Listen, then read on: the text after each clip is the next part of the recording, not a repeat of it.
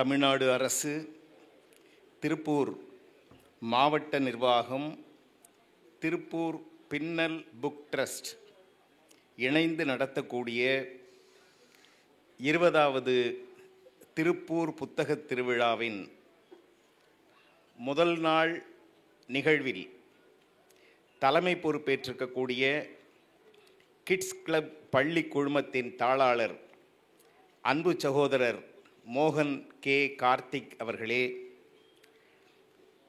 அருமையான வரவேற்புரையை வழங்கி அமர்ந்திருக்கக்கூடிய பாரதி புத்தகாலயம் திரு க நாகராஜன் அவர்களே, முன்னிலை வகிக்கக்கூடிய சைமா தலைவர் ஐயா ஏசி ஈஸ்வரன் அவர்களே, டெக்மா தலைவர் ஐயா கோவிந்தசாமி அவர்களே, எம்பரர் பொன்னுசாமி அவர்களே, டீமா தலைவர் எம்பி முத்துரத்தினம் அவர்களே, டெக்ஃபா தலைவர் ஸ்ரீகாந்த் அவர்களே, நன்றியுரை வழங்க இருக்கக்கூடிய கே முகிலன் அவர்களே, இந்த நிகழ்ச்சிக்கு என்னை அழைத்த மரியாதைக்குரிய ஐயா ஈஸ்வரன் அவர்களே, ஒரு 30 ஆண்டுகளுக்கு பின்னால் நான் சந்திக்கக்கூடிய வாய்ப்பை எனக்கு உருவாக்கி தந்திருக்கக்கூடிய என்னுடைய மூத்த சகோதரர், மங்கலம் ஊராட்சியினுடைய மேனாள் தலைவர் முத்துராமலிங்கம் அவர்களே, ஒரு அருமையான கணீர் குரலில் இணைப்புரை வழங்கி கொண்டிருக்கக்கூடிய நண்பர் அவர்களே, பேரன்பு கொண்டோரே, பெரியோரே, பெற்ற தாய்மாரே, நல்லிளம் சிங்கங்காள், வணக்கம். இந்த புத்தகத் திருவிழா சிறப்பாக நடைபெறுவதற்கு திருப்பூர் எந்த அளவிற்கு முன்னணியில் இருக்கிறது என்பதனை முன்னாலே பேசிய அனைத்து பெரியவர்களும் சொன்னார்கள். உண்மையிலேயே மிகவும் பெருமைப்படத்தக்க நிகழ்வு என்னன்னு கேட்டிங்கன்னா, இப்படி ஒரு புத்தக திருவிழான்னு ஒன்று நடக்கிறது தான். காரணம், ஒரு வழிபாட்டு தலம் இருக்கிறதுன்னு வைங்க. வழிபாட்டு தலத்துக்குள் பக்தர்கள் இருப்பார்கள், வழிபாட்டு தலத்துக்கு வெளியே பிச்சைக்காரர்கள் இருப்பார்கள். ஆனால் புத்தகம் இருக்கிற இடத்திலே மட்டும்தான் உள்ளேயும் சரி வெளியேயும் சரி அறிவாளிகள் இருப்பார்கள். எனவே பக்தி அவரவர்கள் தனிப்பட்ட செய்தி. பிச்சை எடுப்பது என்பது பாராட்டத்தக்க செய்தி அல்ல. ஆனால் அறிவாளிகளை உருவாக்கக்கூடிய களமாக இருக்கக்கூடிய புத்தக திருவிழாவினை எவ்வளவோ இன்னல்களுக்கிடையிலே தான் இந்த பொறுப்பிலே இருப்பவர்கள் நடத்துவார்கள் என்பதை அறிய முடிகிறது.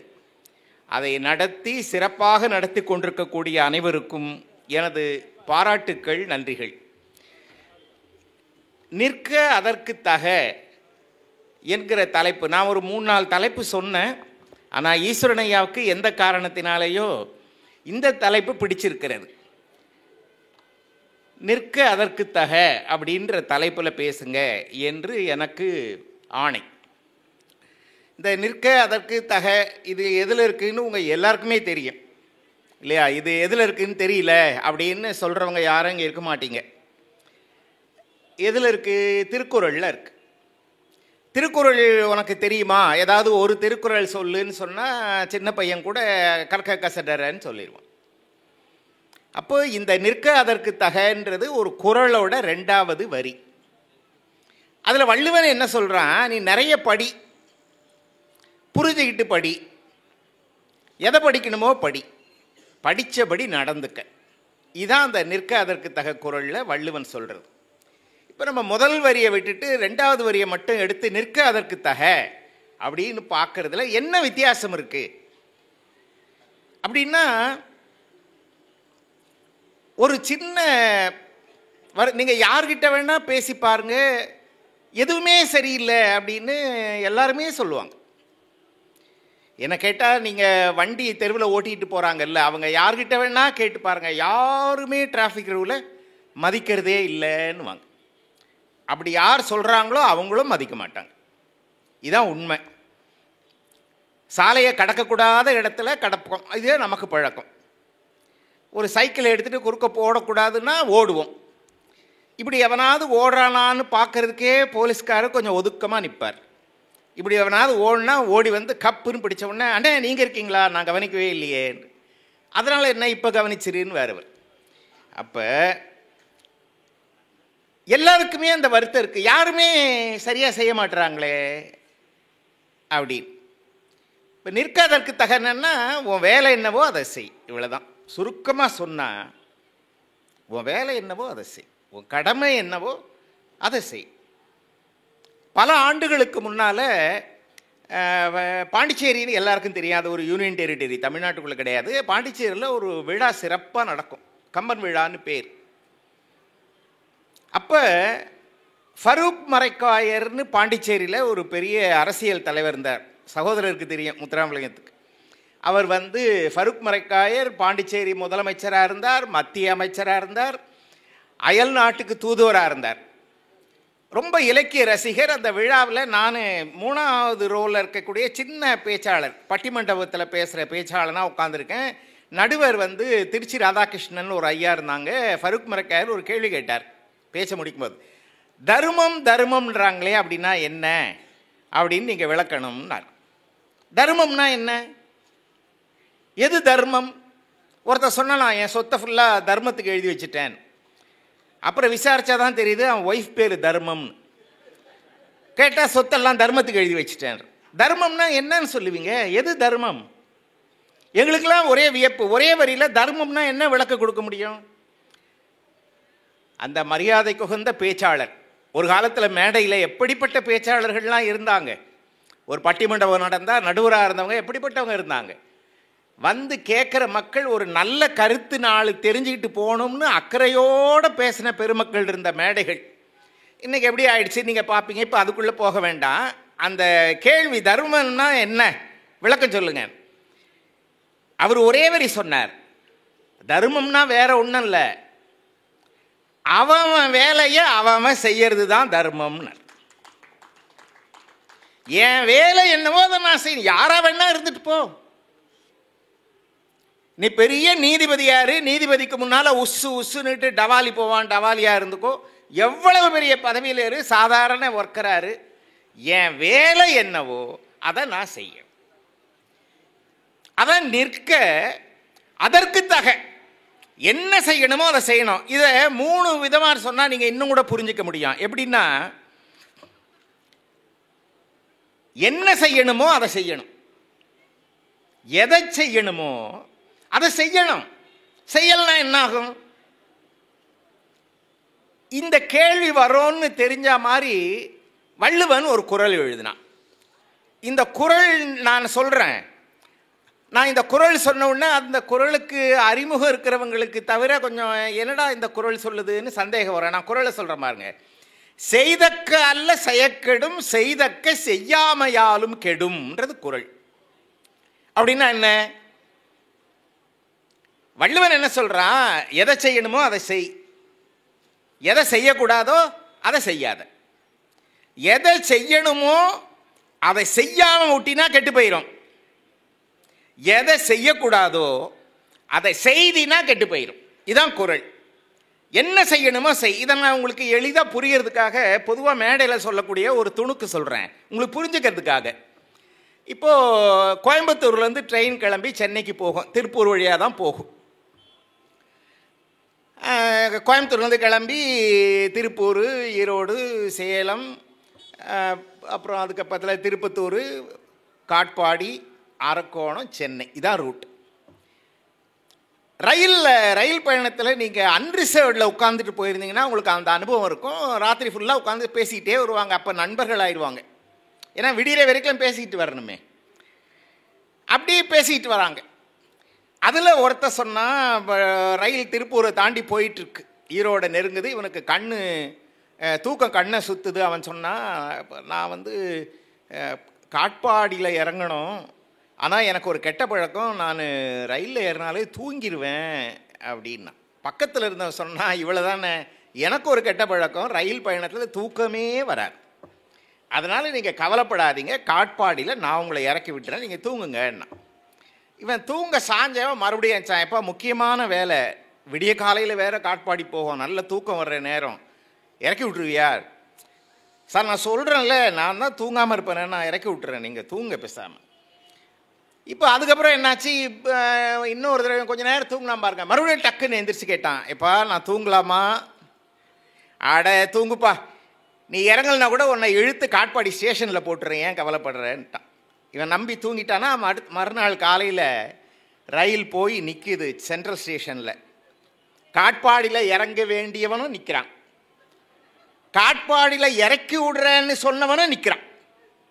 இப்போ இந்த காட்பாடியில் இறங்க வேண்டியவன் இறக்கி விடுறேன்னு சொன்ன பாருங்க, அவன் கூட சண்டை போட்டுக்கிட்டு நிற்கிறான், திட்டலாம்.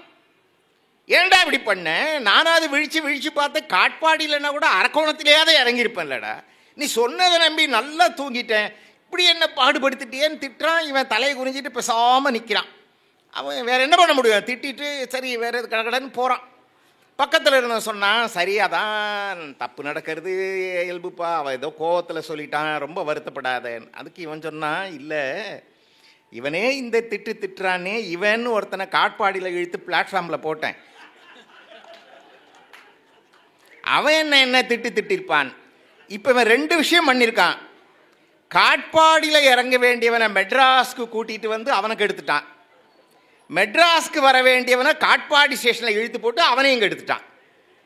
இப்போ திருக்குறளுக்கு வாங்க. செய்தக்க அல்ல செய்யக்கெடும், செய்தக்க செய்யாமையாலும் கெடும். எதை செய்யணுமோ அதை செய்யலைன்னா கெட்டு போயிடும். எதை செய்யக்கூடாதோ அதை செய்யாத, அதை செய்தினா கெட்டு போயிடும். இப்போ இந்த நிற்காதற்கு தகவல முதல் கருத்து நம்ம தெரிஞ்சுக்க வேண்டியது அதுதான், எதை செய்யணுமோ அதை செய்யணும். எதை செய்யறதுன்னு நான் ஒத்துக்கிட்டு இருக்கிறேனோ அதை நான் செய்தே ஆகணும், அது என்னோட கடமை. சரி, அதில் 2வது கருத்து என்ன தெரியுமா? செய்யறேன்றதுக்காக 2 இருக்குங்க. கடமையை செய்யறது வேற, கடமைக்குன்னு செய்யறது வேற. 2க்கும் வித்தியாசம் புரியுதா? என் கடமையை நான் செய்யறதுன்றது ஒன்று, கடமைக்கு செய்யறது அக்கறை இல்லாமல். அதை தான் 2வது கருத்து என்னன்னா, எதை செய்தாலும் அதை சரியாக செய்யணும். பெர்ஃபெக்ஷன் ஆங்கிலத்தில் ஒரு வார்த்தை உண்டு இல்லையா, எல்லாருக்குமே தெரியும், எளிமையான சொல் தான் பெர்ஃபெக்ஷன். சீராக செய்வது, சரியாக செய்வது, செம்மையாக செய்வது, அதுதான் பெர்ஃபெக்ஷன். செய்யலைன்னா என்ன ஆகும்? நான் அதுக்கு ஒரு உதாரணம் சொல்கிறேன் நீங்கள் புரிஞ்சுக்கிறதுக்காக. இது நீங்கள் சில சமயம் மேடையில் நீங்கள் கேள்விப்பட்டிருக்கலாம். அது இல்லாமல் இப்போ யூடியூப்பில் தான் நிறைய ஜோக்கா சுற்றுது, அதில் கூட நீங்கள் பார்த்துருக்கலாம். நான் ஞாபகம் மட்டும் படுத்துகிறேன்னு வைங்க. 2 பேர் ஓரமாக, தெரு ஓரமாக ஒருத்தன் பள்ளம் தோண்டி மண்ணை வாரி வாரி வெளியே போடுறான், பின்னாலேயே ஒருத்தன் அந்த மண்ணை போட்டு பள்ளத்தை மூடுறான்.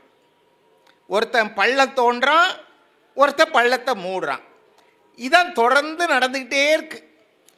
பக்கத்தில் இருந்த ஒருத்தன் கேட்டான், என்னடா நடக்குதுங்க, என்ன ஒருவேளை உருப்படியாக நடக்கிற மாதிரி தெரியலையே. அவன் மண்ணை எடுத்து வெளியே போடுறான், நீ மண்ணை போட்டு மூடின்னு இருக்க. அவன் சொன்னான், இல்லை நாங்கள் எங்கள் கடமையை ஒழுங்காக செய்கிறவங்க. எப்போவுமே நாங்கள் 3 பேர், அவர் பள்ளம் தோண்டுவார், இன்னொருத்தர் செடி நடுவார், நான் மண்ணை போட்டு மூடுவேன். செடி நடுறவர் இன்னைக்கு லீவு, அவர் வரல. அவர் வரலன்றதுக்காக எங்கள் கடமையை நாங்கள் செய்யாமல் இருக்க முடியுமா? அதனால்தான் அவர் மண்ணை தோண்டி வெளியே போடுறாரு, நான் மண்ணை அள்ளி உள்ளே போடுறேன். இவங்க நடுறதுக்குன்னு ஒரு நாளைக்கு ஒரு 50 செடி வரும்ல, அந்த செடி ஓரமாக கிடக்குது. ஏன்டா மண்ணை போடுறதுக்கு முன்னால் அந்த செடியை எடுத்து நட்டுட்டு மண்ணை போட்டா என்னன்னா அது ஏன் வேலை இல்லைன்னு. செடி நடுறது ஏன் வேலை இல்லை? இப்போ பாருங்க, எதை செய்தாலும் பெர்ஃபெக்ஷனாக செய்யணும்னு பார்த்தோமே, அது இதுதான். கடமைக்கு செய்யறது இல்லை, என் கடமையை நான் ஆற்றுவது. அப்போ எதை செய்யணுமோ அதை செய்து ஆகணும், யாராக இருந்தாலும் சரி. அடுத்து எதை செய்தாலும் செம்மையாக செய்யணும், கரெக்டாக செய்யணும், வீணாகக்கூடாது. 3வது ஒரு கருத்து இருக்குங்க, சில செய்திகளை நம்ம தான் செய்தாகணும், ஆளை வச்சு செய்ய முடியாது. வீட்டு பெருக்க வேண்டிய வேலை இருக்குது, தாய்மார்கள் வயசாயிடுச்சு குனிஞ்சு நிமிந்து பண்ண முடியலன்னா வீட்டு வேலை செய்யறதுக்கு பெண்களை வைப்பாங்க. அலுவலகத்தில் ஒரு பெரிய ஆஃபீஸர் இருக்கிறாரு, எல்லா ஃபைலையும் அவரே கொண்டு கொடுக்க முடியாதுன்னா ஒரு பியூன் வச்சுக்குவார், ஒரு ஓஏ வச்சுக்குவார். ஆனால் சில விஷயங்கள் அவங்க தான் செய்யணும், அதுக்கு போட்டு திட்டிகிட்டு இருக்க முடியாது. நான் இதுக்கு ஒரு உதாரணம் சொல்கிறேன். ஒரு பெரிய அதிகாரி, ரொம்ப பெரிய அதிகாரி, பெரிய பணக்காரர், பெரிய அதிகாரி.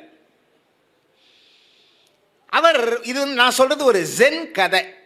ஜென் ஒரு மதம் இருக்குது, கேள்விப்பட்டிருக்கீங்கல்ல? புத்த மதத்தினுடைய ஒரு வளர்ந்த பிரிவு அது. அங்கே நிறைய துறவிகள் உண்டு.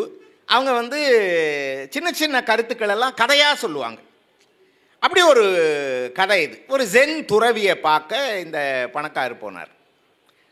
சொன்னார், நான் என் வேலையை செய்யறதுக்குன்னு ஆளுங்களை வச்சுருக்கேன். சில பேர் நல்லா செய்கிறான், சில பேர் வேலையே செய்ய மாட்றான். நான் அவங்கள நம்பி தானே இருக்கேன், அவங்க வேலை செய்ய மாட்றாங்க, நான் என்ன பண்ணுறதுன்னு புரிய மாட்டுது. அப்படின்னோடனே அந்த ஜென் துறவி ஒரு மணி நேரம் வெயிட் பண்ணுன்னார். இவர் 1 மணி நேரம் காத்துட்டு இருந்தார். ரொம்ப நேரம் காக்க வைக்கிறாரு இந்த சாமியாருன்னு நினச்சி சலிப்பாக உட்காந்துருக்கார் அவர். மறுபடியும் இவரே ஞாபகப்படுத்துகிறார், ஐயா நான் கிளம்பி போகணும், ரொம்ப நேரம் காத்துட்ருக்கேனே. ஓ ஆமாம்ல, சரி நீ சிறுநீர் கழிக்கணும் போல் இருக்கான்னு கேட்டார் அந்த ஜென் துறவி. உண்மை அதுதான், ரொம்ப நேரம் காத்துட்டு இருந்ததுனால. இவர் என்ன சொன்னார், நீ போய் சிறுநீர் கழிச்சிட்டு வா போன்னு. இவருக்கு வெறுப்பாயிடுச்சு. ஏதோ பெரிய தீர்வு சொல்லுவாருன்னு நினச்சிட்டு வந்தா, ஒன்றுக்கு போனியா, போயிட்டு வான்றாரு, என்ன சாமியார்னு நினச்சிட்டு போயிட்டு வந்த உடனே, போயிட்டு வந்துட்டியா, போயிட்டு வந்துட்டு, இப்போ உனக்கு புரிஞ்சிருக்குமேன்னாரு சாமியார். ஏங்க இதில் என்ன புரியறதுக்கு இருக்குது? அவர் சொன்னார், சில விஷயங்களை நம்ம வேலையை நம்ம தான் செய்தாகணும். நீ எவ்வளோ பெரிய பணக்காரனாக இருந்தாலும் உனக்கு சிறுநீர் வந்தால் நீ தான் போகணுமே தவிர அதுக்கு ஒரு ஆள் வைக்க முடியாது. என்னுடைய வேலையை நான் செய்வது அப்படின்னு வச்சிட்டா வாழ்க்கையில் பிரச்சனை வராதுன்னாரு ஜென் துறவி. இதை சினிமா பாட்டில் கண்ணதாசன் சொல்லிட்டு போனார் பாருங்க. என்ன சொன்னார், நமக்கென்று கடமைகள் பூமியிலே உண்டு, அதை நமக்காக நாம் செய்தால் நன்று. எது 7 ஸ்வரங்களுக்குள் எத்தனை ராகம்னு ஒரு பாட்டு வரும் பாருங்க. அந்த பாட்டில் கண்ணதாசன் நமக்கான வேலையை நம்ம செய்ய பழைக்கணும். இப்போ 3 விஷயங்கள் பாருங்க. நிற்கதற்கு தகன்றதனுடைய அடிப்படை கருத்து இந்த 3 தான். இந்த 3 பாயிண்ட்டை மனசில் வாங்கிட்டிங்கனாலே இன்னைக்கு ஏதோ தெரிஞ்சுக்கிட்ட ஒரு செய்தின்னு வச்சுக்கலாம். 1, எதை செய்யணுமோ அதை செய்யணும். 2வது, எதை செய்கிறோமோ அதை பெர்ஃபெக்டாக செய்யணும், செம்மையாக செய்யணும். 3வது, யாராக இருந்தாலும் சில வேலைகளை, நம்ம வேலைகளை நாம் தான் செய்தார். இதை மனசில் வச்சுக்கிட்டு இப்போ நமக்கு நிறைய கடமை இருக்குது. நம்ம எல்லாருக்குமே கடமை இருக்கு. என்னென்ன கடமை? நம்ம வெளியே எங்கேயும் போக வேண்டாம். எல்லாருமே பெரியவங்களாக இருக்கீங்க. எல்லாருமே கல்யாணம் ஆகி மனைவியோட குடுத்தனம், குழந்தைங்க அப்படின்னு வாழ்கிறவர்கள். ஏன்னா கல்லூரி மாணவர்கள் இல்லை, அவங்கன்னா அவங்களோட ஃபியூச்சர் பற்றி சொல்லலாம். இப்போ நமக்கு எல்லாருமே உண்டு, தாய் தந்தை அப்படின்ற ரோல் இல்லை. என்னன்னா நம்ம தமிழில் அழகாக சொல்லி வச்சாங்க, நீ ஒரு தந்தையா இருந்தா தந்தையா இரு. ஒரு சிறந்த தந்தையாக, ஒரு சிறந்த தாயாக இருந்து வளர்ப்பவர்களுடைய குழந்தை வீணாவதே கிடையாது.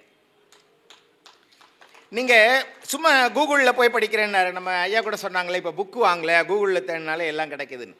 ஒன்றும் இல்லை, நெக்லெக்டட் சைல்டுன்னு அடிச்சு பாருங்க, புறக்கணிக்கப்பட்ட குழந்தை அப்படின்னு ஆர்டிக்கிள் இருக்கு. Neglected child. அந்த நெக்லெக்டட் சைல்டாக இருக்கிறவன் தான் சமூகத்தில் எல்லா தவறுகளையும் செய்கிறவனா இருப்பான். தெருவில் அடிதடி சண்டை போடுறவன், குடிக்கிறவன், சிகரெட் பிடிக்கிறவன், அடுத்தவனை ஏமாத்த, எல்லாம் நெக்லெக்டட் சைல்டாக இருந்தவன். இந்த புறக்கணிக்கப்பட்ட குழந்தைகள் எப்படி உருவாகிறார்கள்னு ஆராய்ச்சியாளர்கள் சொல்கிறாங்கன்னா, தாய் தந்தை சரியாக இல்லாத வீட்டில் குழந்தைகள் நெக்லெக்டட் சைல்டாக வளர்கிறார்கள். அதனால தாங்க நம்ம முன்னோர்கள் சொல்லலையே, என்ன சொன்னாங்க?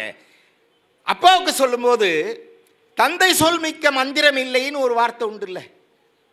தந்தை சொல் மிக்க மந்திரம் இல்லை. இது யாருக்கு சொன்னது? நம்ம சொல்கிறோம் குழந்தைங்களை பார்த்து, தாயில் சிறந்ததொரு கோயிலும் இல்லை, தந்தை சொல் மிக்க மந்திரம் இல்லை. நான் இப்படி கேட்குறேன், தந்தை சொல் மிக்க மந்திரம் இல்லைன்றது அப்படியே எடுத்துக்கிட்டா, நீங்கள் சில சமயத்தில் இந்த யூடியூப் வீடியோலெல்லாம் பார்க்குறான், சில அப்பாவே பிள்ளைக்கு குடிக்க ஊற்றி கொடுப்பான். அப்படி இருக்காங்கங்க. இந்த தந்தை சொல் மிக்க மந்திரம் இல்லைன்றது குழந்தைகளுக்கு சொன்னதுன்னு நினைச்சு நம்ம விடக்கூடாது. ஒவ்வொரு தந்தைக்கும் சொல்லப்பட்டது. நீ குழந்தைக்கு கிட்ட சொல்லக்கூடிய சொல் மந்திரம் போன்ற சொல்களை சொல்லி வளர்க்கணும். சின்ன வயசுலேருந்தே. இதுக்கு ஒரு உதாரணம் என்ன தெரியுமா?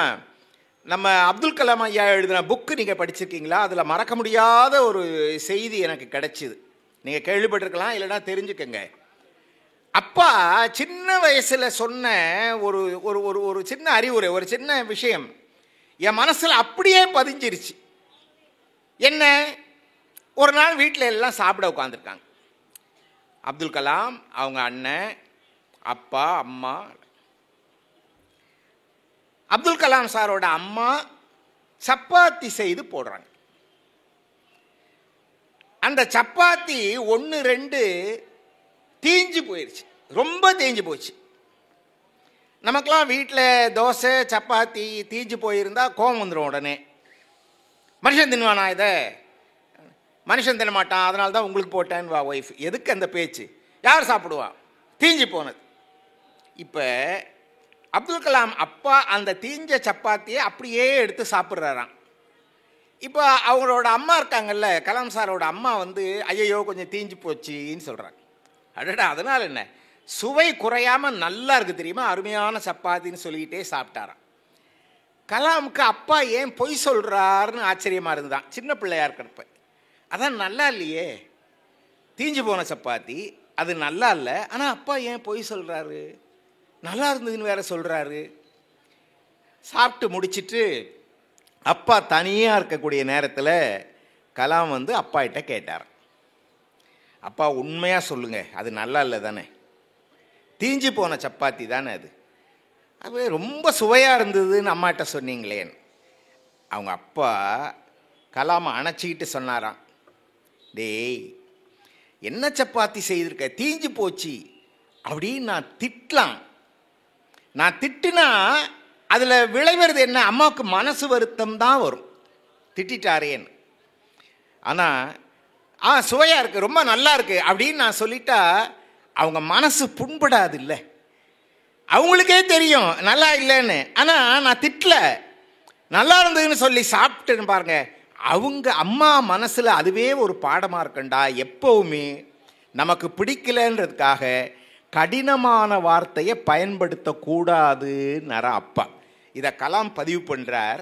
சின்ன வயசில் எங்கள் அப்பா எனக்கு சொன்ன அந்த சொற்கள், நடந்த நிகழ்ச்சி அப்படியே எனக்கு பாடமாக அமைஞ்சிருச்சின்னு. இப்போ நான் என்ன கேட்குறேன், ஒரு அப்பாவா தன்னுடைய குழந்தைக்கு நல்ல சொற்களை சொல்லிக் கொடுக்க வேண்டிய கடமை ஒரு அப்பாவுக்கு இருக்குது இல்லையா? ஒரு தந்தை தாய் ஒன்றா சரியாக இருந்த ஒரு தாய் எப்படி இருக்கணுமோ அப்படி இருக்கணும். தாய்க்கு நீங்கள் இன்னும் நிறைய உதாரணங்கள் சொல்லலாம், நான் நடைமுறை உதாரணம் சொல்கிறேன். இப்போ தமிழ்நாட்டில் நீங்கள் எல்லாம் செய்தித்தாள் பார்ப்பீங்க, டிவி பார்த்துருப்பீங்க.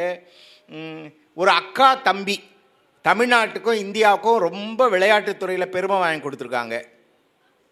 தெரியும் தானே உங்களுக்கு? எதில்? செஸ்ஸில். தம்பி இந்த வருஷம் அர்ஜுனா அவார்டு வாங்குறான், அக்கா போன வருஷம் அர்ஜுனா அவார்டு வாங்க. ஒரே குடும்பத்தில், ரொம்ப சாதாரணமான குடும்பம்.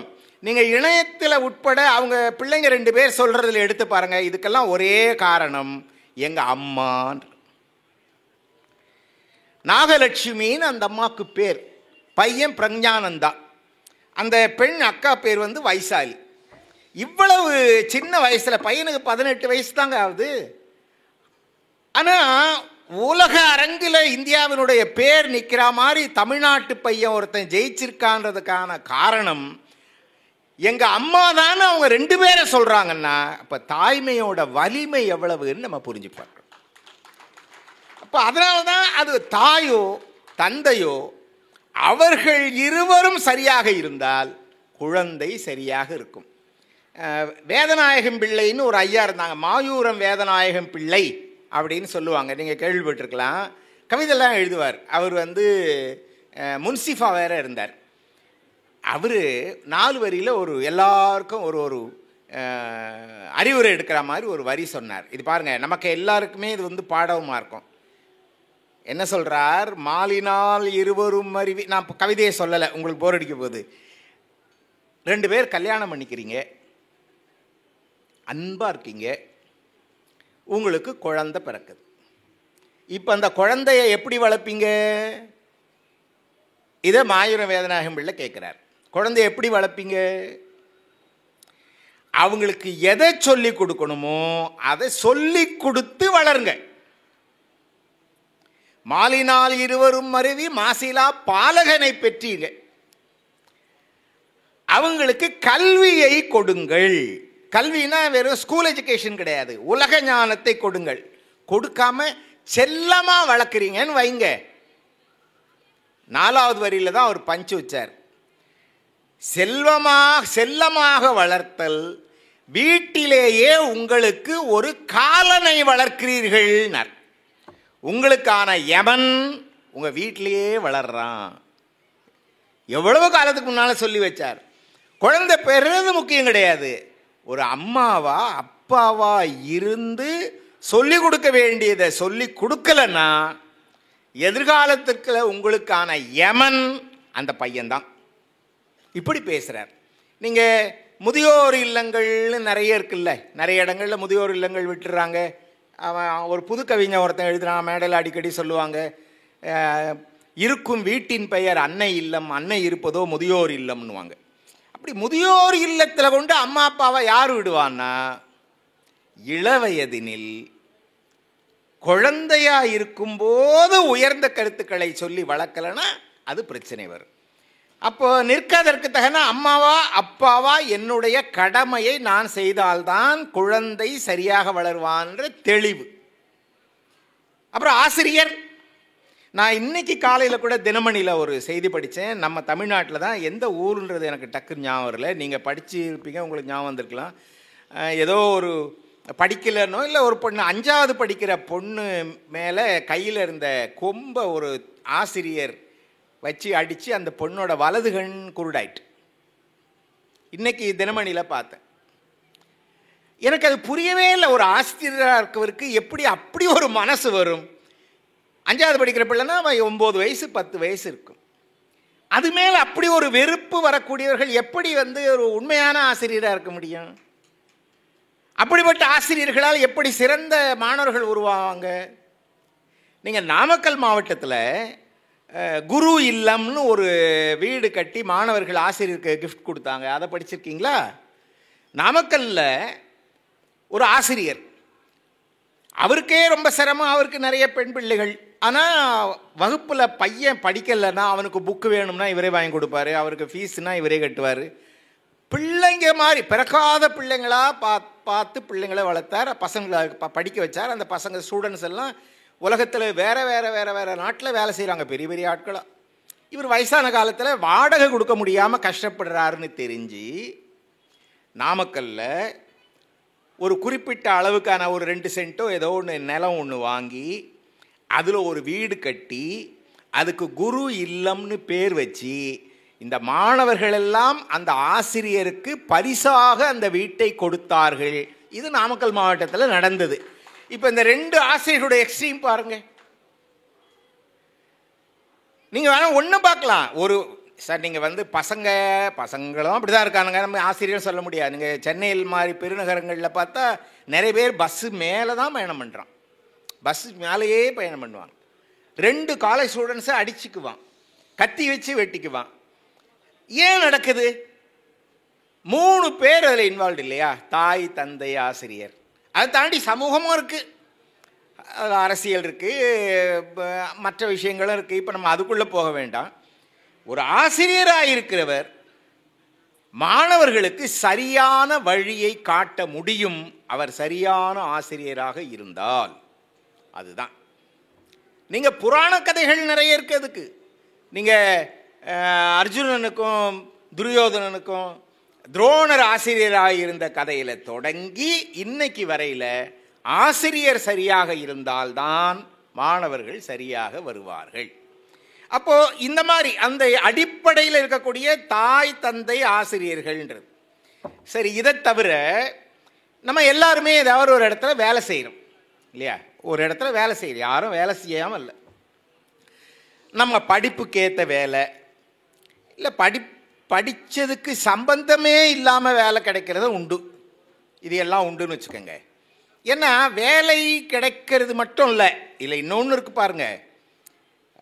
இந்த பிள்ளைகள் இப்போ தாய் தந்தை ஆசிரியர்ன்றதை தாண்டி வந்தால் அப்போ பிள்ளைங்களோட கடமையை நீங்கள் கொஞ்சம் பார்த்து தான் ஆகணும். அம்மா அப்பாவை வயசான காலத்தில் காப்பாற்ற வேண்டியதுன்றது நம்ம சமூகத்தில் பிள்ளைங்களுக்கு ஒரு கடமையா இல்லையா? அப்படி இல்லாமல் போகிறது ஏன்னா இள வயசில் நல்ல விஷயங்கள் சொல்ல இல்லை. ஒரு சின்ன அடிப்படை இருக்குங்க. நீங்கள் வளர்ந்த நாடுகள், அது அமெரிக்கா ஆகட்டும், ஆஸ்திரேலியா ஆகட்டும், ஆப்பிரிக்கா விட்டுருங்க, அது நம்மளை விட கீழே கிடக்குது, ஐரோப்பா நாடுகளாகட்டும், 60 வயசை கடந்துட்டா எல்லாத்துலேயும் பயணம் ஃப்ரீ, மெடிசின் ஃப்ரீ, எந்த டாக்டரும் உங்கள்கிட்ட ஃபீஸ் வாங்க மாட்டான், அரசாங்கம் கொடுத்துரும், உங்களுக்கு தேவையான மெடிசின் ஃப்ரீ ஆயிரும். ஆங்கிலத்தில் சொல்கிறதா இருந்தால் யுவர் லைஃப் இஸ் செக்யூர்டு. ஒரு குறிப்பிட்ட வயசுக்கு மேலே உங்களுக்கு சில சமயத்தில் வருமானம் இல்லைன்னா அரசாங்கமே மாதம் மாதம் கொடுக்குதுங்க. அப்போது எதிர்காலத்தை பற்றிய பயம் அங்கே இருக்கவங்களுக்கு கிடையாது. பசங்க தான் நம்மளை காப்பாற்றணுன்ற கவலை அவங்களுக்கு கிடையாது. இவங்களும் நல்ல சிட்டிசனாக இருக்காங்க, அரசாங்கமும் இவங்களை நல்லா பார்த்துக்குது. இது வளர்ந்த 3 கண்டங்கள்லேயும் அந்த மாதிரி இருக்குது. நம்ம நாட்டில் அது இல்லை. இந்த செக்யூரிட்டின்றது கிடையாது. ரிட்டையர் ஆனதுக்கப்புறம் என்ன பண்ண போகிறோன்ற கவலை ரிட்டையர் ஆகிறதுக்கு 2 வருஷத்துக்கு முன்னாலேயே நமக்கு வந்து உட்காந்துரும்.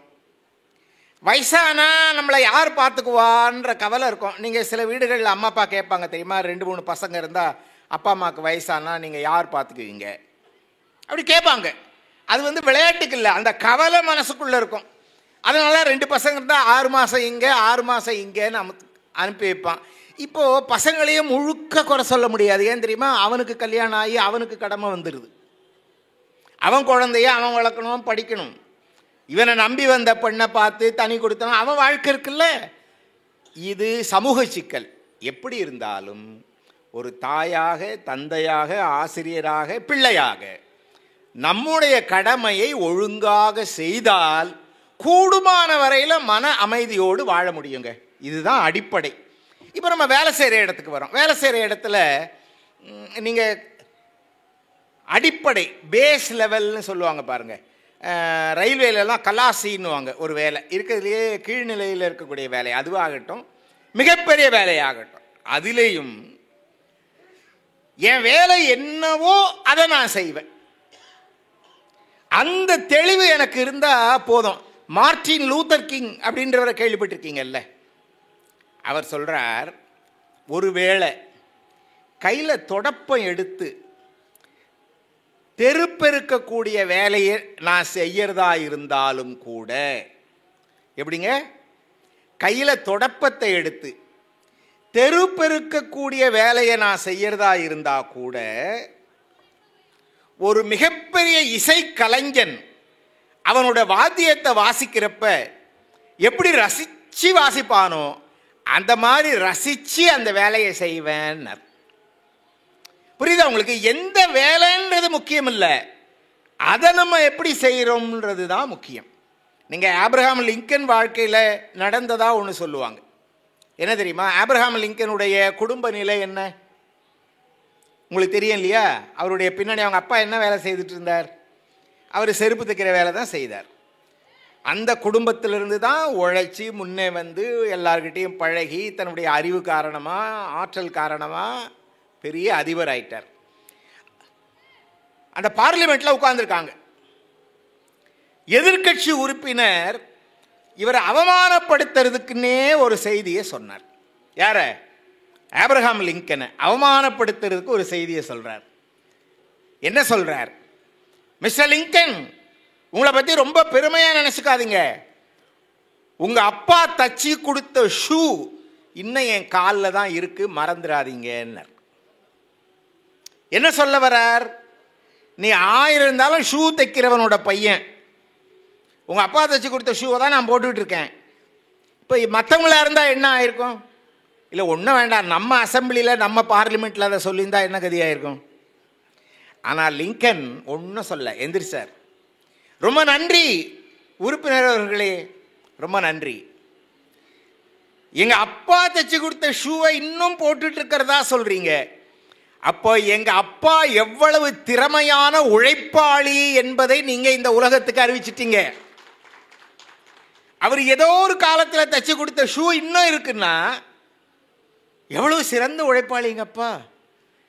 சொல்லிட்டு இன்னொன்று சொன்னார், இப்போ எங்கள் அப்பா இல்லையே அப்படின்னு நினைக்காதீங்க, நீங்கள் போட்டிருக்க இந்த ஷூ கிழிஞ்சு போச்சுன்னா என்கிட்ட கொடுங்க, நானே அதை தச்சு தரேன்னாரு லிங்க்.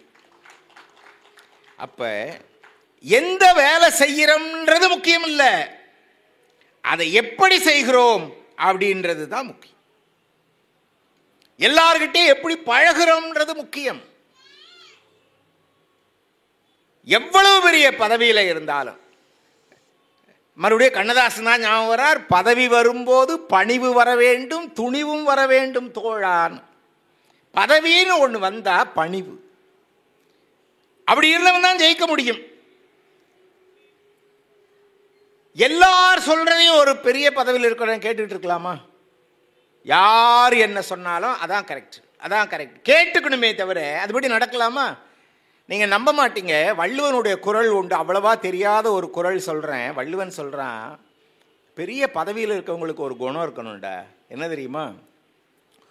குறளை சொல்லிடுறேன். ஒற்றொற்றி தந்த பொருளையும் மற்றோர் ஒற்றினால் ஒற்றி கொளல். இது குறள். அர்த்தம் என்ன?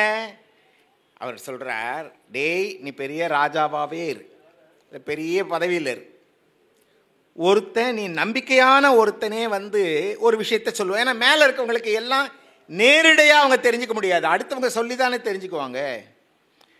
உங்ககிட்ட ஒருத்தன் வந்து ஒரு செய்தி சொன்னான்னா அவன் சொல்லிட்டான்றதுக்காக அப்படியே நம்பாத. அப்புறம் அவன் சரியா சொல்றானான்னு அவனை ஒற்று பார்க்குற மாதிரி ஒருத்தனை வச்சுக்கோணும். உங்ககிட்ட ஒருத்தன் வந்து சொல்றானே, அவன் சொல்றது சரியான ஆராய்ச்சி பார்க்கறதுக்கு ஒரு அளவை. அதான் ஒற்றொற்றி தந்த பொருளையும் மற்றோர் ஒற்றினால் ஒற்றி கொளல். ஒரு பெரிய பதவியில் இருக்கவன் எல்லார் சொல்றதையும் நம்ப முடியாது, ஆனால் எல்லார் இடத்துலையும் அன்பா இருக்கணும்.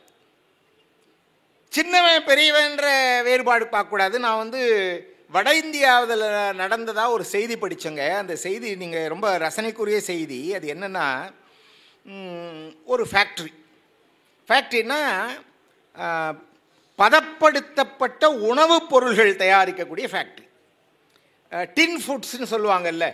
நீங்கள் இந்த சில சமயத்தில் இந்த இறால், மீன், இந்த மாதிரி விஷயங்கள், இல்லை ஃப்ரூட்ஸ் எல்லாம் கூட அப்படியே பேக் பண்ணி டின்னாக வைப்பாங்க. அது மாதிரி தயாரிக்கிற ஒரு ஃபேக்ட்ரி. அங்கே வந்து அதை தயாரித்து வைக்கிற இடம் பார்த்தீங்கன்னா, ஃப்ரிட்ஜு வந்து நம்ம வீட்டில் இருக்க ஃப்ரிட்ஜு மாதிரி இருக்காது. ஏறத்தாழ இப்போ நம்ம எவ்வளோ பெரிய இடத்துல உட்காந்துருக்கோம், இதை விட பெருசாக இருக்கும் ஃப்ரிட்ஜு.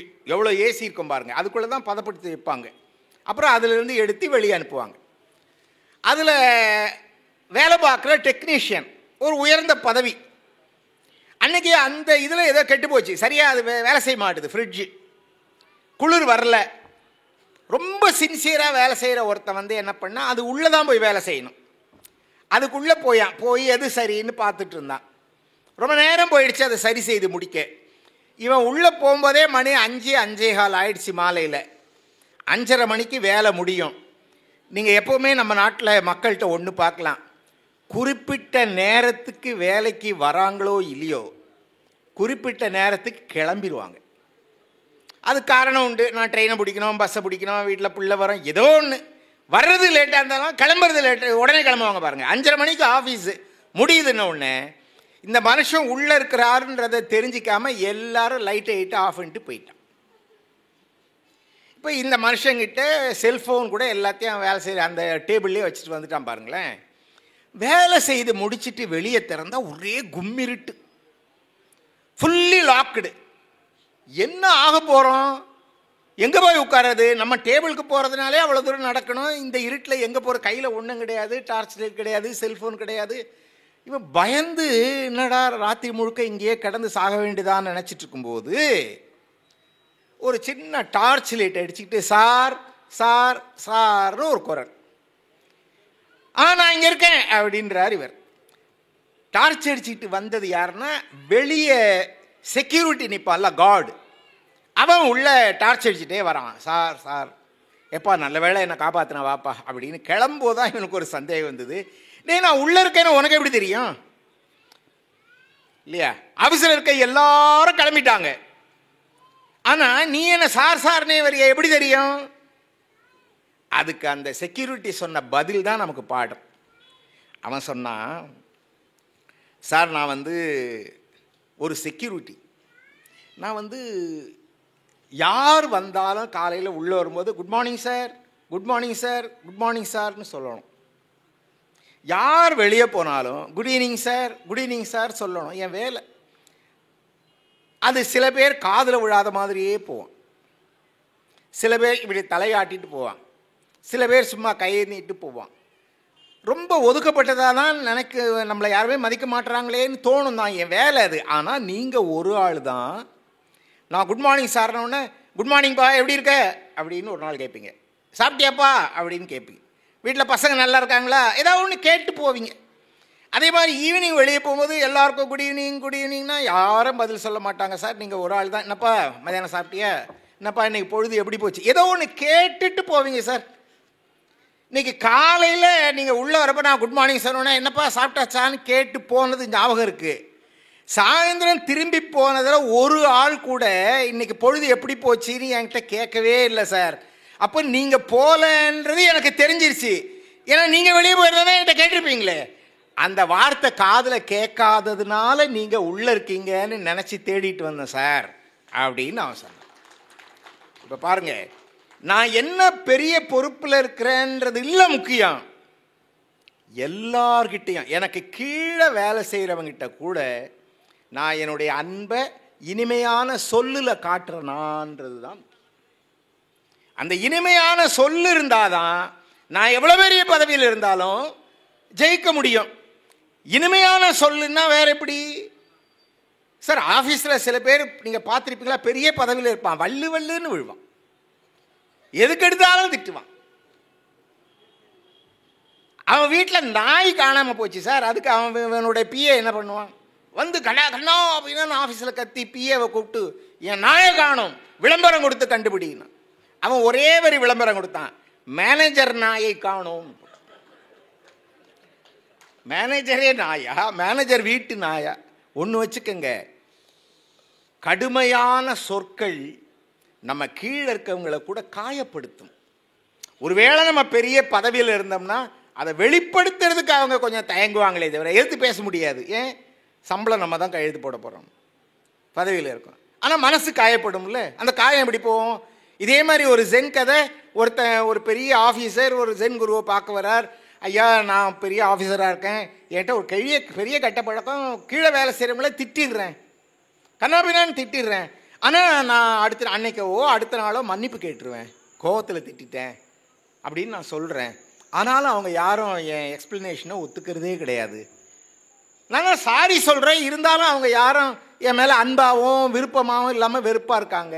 அப்படின்ன உடனே அந்த ஜென் குரு சொன்னார், நீ என்ன பண்ணு, ஒரு பலகை எடுத்துக்கோ, இந்த மாதிரி ஒரு பெரிய சைஸ் பலகை எடுத்து நீ யாரையாவது திட்டுறியா அதில் ஒரு ஆணி அடி, இன்னொருத்தரை திட்டுறியா பக்கத்தில் இன்னொரு ஆணி அடி, 12 பேரை ஒரு நாளைக்கு திட்டினியா 12 ஆணி இருக்கணும். அப்புறம் நீ சாரி சொல்லும் போது பிடுங்கிறத, சாரின்னு சொன்னால் அடித்த ஆணியை பிடுங்கிடு. 1 மாதம் கழித்து இந்த பலகையோடு என்னை பாருனார். 1 மாதம் கழித்து அந்த அதிகாரி அந்த ஜென் துறவியை பார்க்க வர்றார். பலகையில் ஒரு ஆணி கூட இல்லை. இவருக்கு என்ன சந்தோஷம்னா, அப்போ நம்மளை பாராட்ட தான் போகிறாரு அந்த ஜெயின் குரு, ஏன்னா ஒரு ஆணி கூட இல்லையே.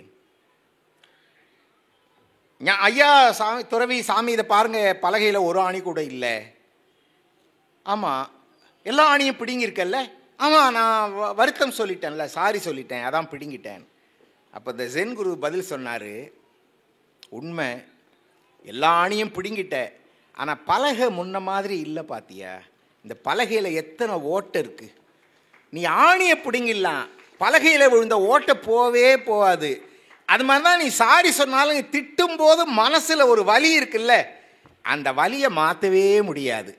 நீ எப்போ இனிமையான சொல்ல சொன்னாதான் உனக்கு கீழே வேலை செய்கிறவங்க ஒழுங்காக வேலை செய்வாங்க. இப்படி ஒரு ஜென் கதை உண்டுங்க. யாராக இருந்தாலும் அப்படி இருக்கணும். இதை தாண்டி இதை யாராக இருந்தாலும்ன்றதில் நான் சொல்கிறது என்னென்னா, இன்னொன்று, நீங்கள் பெரிய பதவியில் இருக்கவங்க, அரச பதவியில் இருக்கவங்க, கவர்மெண்ட்டில் இருக்கிறவங்க அவங்களும் அவங்களோட கடமையை செய்யணும் அப்படின்றதையே நம்ம நினச்சி தான் பார்க்கணும். பெருந்தலைவர் காமராஜர்கிட்ட கல்வி கல்வின்னு பெரியவர் தான் கல்வி கண் திறந்தவர், கேள்விப்பட்டிருப்பீங்க. கல்வி கண் திறந்தவர் தான் காமராஜர். இன்னும் கல்விக்கு ஏன் முக்கியத்துவம்? பெரியவர் சொன்னார், நீ ஒரு சர்ச்சு கட்டினா கிறிஸ்தவர்கள் சந்தோஷப்படுவார்கள். நீ ஒரு மசூதி கட்டு, பள்ளிவாசல் கட்டு, இஸ்லாமியர்கள் சந்தோஷப்படுவார்கள். நீ ஒரு பெரிய இந்து கோயில் கட்டு, இந்து மதத்தின் மீது நம்பிக்கை உடைய பக்தர்கள் சந்தோஷப்படுவார்கள். ஆனால் நீ ஒரு பள்ளிக்கூடம் கட்டு, அந்த கடவுளே சந்தோஷப்படுவான். இதுதான் பெருந்தலைவர் காமராஜர் சொல்றது. முதல் விஷயம் என்ன தெரியுமா? மக்களுக்கு உண்மையா இருக்கணும். பெரிய அரச பதவிகள் இருக்க வேண்டியது மக்களுக்கு உண்மையாக இருக்கணும்ன்றது தான். பொய்யா இருந்தால் சரியாக வராது. ஒரு பெரிய கார் கம்பெனியை திறந்து வைக்கிறதுக்கு ஒரு பெரிய தலைவரை கூப்பிட்டாங்க. அவரும் போய் திறந்து வச்சார்.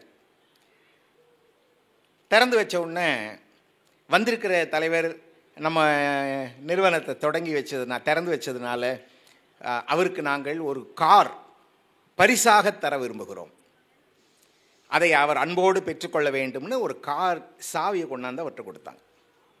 அந்த தலைவர் சொன்னார், இதெல்லாம் எனக்கு பிடிக்காது, நீங்கள் கூப்பிட்டீங்க, நான் வந்தேன். இல்லை நீங்கள் எடுத்துக்கிட்டு தான் ஆகணும், எங்கள் அன்பளிப்பு. அப்படின்னா நான் ஒரு டோக்கன் பணமாக ஏதாவது கொடுக்குறேன், அதையாவது நீங்கள் வாங்கிக்கணும். சரின்னாங்க. சரி, நான் ஒரு 500 ரூபாய் தரேன். சரி, அவர் பாக்கெட்லேருந்து 2 500 ரூபாய் நோட்டு எடுத்து கொடுத்து, அப்போ 2 காராக வீட்டுக்கு அனுப்பிச்சிருங்கன்ட்டு பண்ண. இப்போ இந்த தலைவருடைய உண்மைத்தன்மையை நீங்கள் எப்படி சொல்லுவீங்க? பெரிய பதவியிலே இருக்கிறவர்கள் மக்களுக்கு உண்மையாக இருந்தால்தான் அது அந்த பதவிக்கு அழகு. நீங்கள் அதை தான் நம்முடைய புராணங்களும் சொல்லுது. மனுநீதி சோழன் சொல்கிற கதை வேறு என்ன கதை உங்களுக்கு தெரியும் தானே?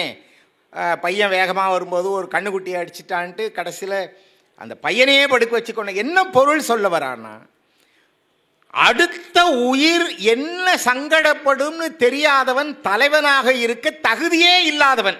இதான் நம்ம தமிழ் இலக்கியம் சொல்லு. அடுத்த மனிதர்கள் எப்படி கஷ்டப்படுறாங்கன்னு கூட இல்லை, அடுத்த உயிர்,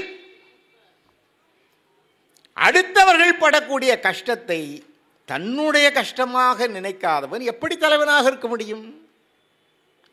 அப்போ நிற்கதற்கு தகனா வேற ஒன்றும் இல்லை, என்ன பதவிக்கு வர்றோமோ அதுதான். நீங்க துறவிகளை பார்க்குறோம். விவேகானந்தர் ஒரு முறை சொன்னார், ஏன் காவி உடை போடுறோம் தெரியுமா? யாராவது ஒருத்தர் ஐயா சாமின்னு பிச்சை கேட்டாங்கன்னா இல்லைன்னு சொல்லக்கூடாது. என் கையில் இருக்க ஏதோ ஒரு 8 ஒரு ரூபாய் 5 ரூபாய் ஏதோ ஒன்று கொடுக்கணும். ஆனால் ஒரு உண்மையான துறவி கையில் 1 பைசா இருக்காது.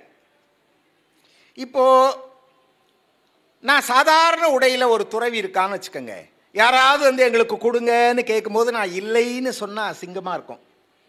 நான் அதனால தான் காவி உடை போட்டுக்கிறேன். காவி உடை அணிஞ்சா என்ன அர்த்தம்னா, என்னிடம் 1 பைசா கூட இல்லைன்னு பொருள். அதனால்தான் காவி உடை போடுறேன்னார் விவேகானந்தர். இன்னைக்கு நிலைமையை நீங்களே நினச்சி பார்த்துங்க. அது ஒரு பக்கம் இருக்கட்டும். ஒரு துறவின்னா ஒரு துறவியா இருக்கணும். அதுதான் நிற்கதற்கு தகனா, அதுதான் ஒரு துறவியா இருக்கணும். நான் ஒரு செய்தியை சொல்கிறேன். மதுரையில் குஞ்சரம் அம்மாள்னு ஒருத்தவங்க இருந்தாங்க. இந்த வரலாறு யாருன்னா படிச்சிருக்கீங்களா? உங்களுக்கு தெரியும். குஞ்சரம் அம்மாள்னு ஒருத்தவங்க இருந்தாங்க. சு வெங்கடேசன் எழுதின ஒரு புத்தகத்தில் அவங்கள பற்றி குறிப்பிடுறார். ஆவணி மூல வீதின்னு மதுரையில் இருக்கோம், அது அங்கே அந்த அம்மா இருக்கு. அழகுன்னா அப்படி ஒரு பேரழகு. அவங்க பிறந்த குலம் அப்படி. அப்போல்லாம் அந்த தேவதாசி குலம்னு ஒன்று இருந்தது, கேள்விப்பட்டிருக்கீங்கல்ல? ஊரில் இருக்க பெரிய பணக்காரெல்லாம் அந்த வீட்டுக்கு அப்பப்போ வருவான், டான்ஸ் ஆடுவாங்க, பணத்தை வாரி இறைப்பாங்க. அப்படி ஒரு பெண், நல்ல வசதியாக, நிறைய நகைகள், 2-3 வீடு, பெரிய பங்களா, மதுரை ஆவணி மூல வீதியில். 1865 நினைக்கிறேன், வெள்ளக்கார ஆட்சி இருந்த சமயத்தில் தாது பஞ்சம். நீங்க வேணா கூகுளில் போய் தாது பஞ்சம்னு அடிச்சு பாருங்க. தமிழகத்திலே தாது பஞ்சம்னு அடிச்சா உங்களுக்கு இந்த கதை கண்டிப்பா வரும். அப்படி ஒரு பஞ்சம் ஆங்கிலேயர் ஆட்சி. எந்த அளவுக்கு பஞ்சம்னா, எறும்பு புத்து இருக்குல்ல, எறும்பு புத்தை தோண்டி பார்த்தீங்கன்னா அந்த அரிசி அது மாதிரி உணவு சின்ன சின்னதாக சேர்த்து வச்சுருக்கோம். ஜனங்க பட்னியில் எறும்பு புத்தெல்லாம் தோண்டி அதில் ஏதாவது கிடைக்குதான்னு பார்த்தாங்களாம். எலும்பும் தோலுமா ஆயிட்டாங்க மக்கள். குஞ்சரம்மாள் வசதியாக இருக்கா, நிறைய பணம் இருக்கு. ஆனால் அவள் மனசில் தாய்மை உணர்வு நிறைஞ்சிருந்து.